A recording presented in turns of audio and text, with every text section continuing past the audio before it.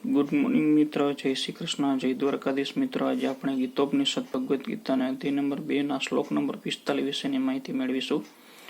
ત્રિગુણ્ય વિષયા વેદઃ નિસ્ત્રિય ગુણ્ય ભવ અર્જુન નિદ્વંદ્વ નિત્ય સત્વસ્થ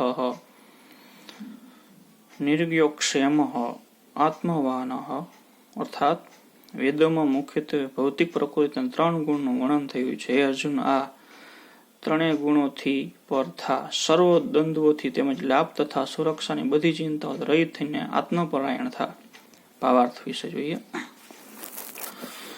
સર્વ ભૌતિક કાર્યમાં 3 પ્રાકૃત ગુણોની ક્રિયા તથા પ્રતિક્રિયા થતી જોવા મળે છે. જેનો ઉદ્દેશ સમકાળ કર્મફળ છે, જે ભૌતિક જગતમાં બંધનના કારણરૂપ બને છે. સામાન્ય લોકોને ઇન્દ્રિય તૃપ્તિના ક્ષેત્રમાં ક્રમશઃ ઉચ્ચે લાવી આધ્યાત્મિક ભૂમિ પર લાવવા માટે વેદોમાં મુખ્યત્વે સ્વકામ કર્મોનું વર્ણન કરવામાં આવ્યું છે. ભગવાન કૃષ્ણ પોતાના શિષ્ય તથા સખા અર્જુનને અનુરોધ કર્યો કે તેને વેદાંત તત્વજ્ઞાનના આવા આધ્યાત્મિક પર સુધી સ્વયં ઉન્નત થવું કે તેનો પ્રારંભ બ્રહ્મ જિજ્ઞાસા અથવા પરમ આધ્યાત્મિકતા વિશેના પ્રશ્નોથી થાય છે. આવા ભૌતિક જગતના સર્વ જીવો પોતાના અસ્તિત્વને ટકાવી રાખવા માટે કઠોર સંઘર્ષ કરતા રહે છે. તેમના માટે ભગવાને ભૌતિક જગતનું સર્જન કર્યા પછી વૈદિક જ્ઞાન આપ્યું છે, જે જીવનની જીવવાની રીત તથા ભવબંધનમાં છૂટવાનો ઉપદેશ આપે છે. જ્યારે ઇન્દ્રિય તૃપ્તિના કાર્ય એટલે કર્મકાંડ સમાપ્ત થાય છે, ત્યારે ઉપનિષદોના રૂપે ભગવત સાક્ષાત્કારની તક આપવામાં આવે છે. તેવી જ રીતે ભગવદ્ ગીતાના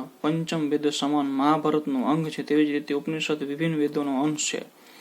જ્યાં સુધી ભૌતિક શરીર અસ્તિત્વ રહે છે ત્યાં સુધી પ્રાકૃત ગુણોનું ક્રિયા પ્રતિક્રિયા થયા કરે છે. મનુષ્ય સુખ, દુઃખ, ગરમી, ઠંડી વગેરે જેવા દ્વંદ્વોને સહન કરતા શીખવું જોઈએ અને એમ કરી લાભ કે હાનિની ચિંતામાંથી મુક્ત થવું જોઈએ. મનુષ્ય જ્યારે કૃષ્ણની ઈચ્છા પર પૂર્ણ આશ્રિત થઈ જાય છે, ત્યારે કૃષ્ણ ભાવનાનો આ દિવ્ય અવસ્થાને પ્રાપ્ત કરે છે. મિત્ર, આ શ્લોક અહીંયા પૂર્ણ કરીએ છીએ. નવો શ્લોક, નવો વિડીયો મેળવવા માટે આ ચેનલ જરૂરથી લાઈક અને સબસ્ક્રાઈબ કરજો, જેથી કરીને તમને નવો વિડીયો મળી શકે. જય શ્રી કૃષ્ણ, જય દ્વારકાધીશ.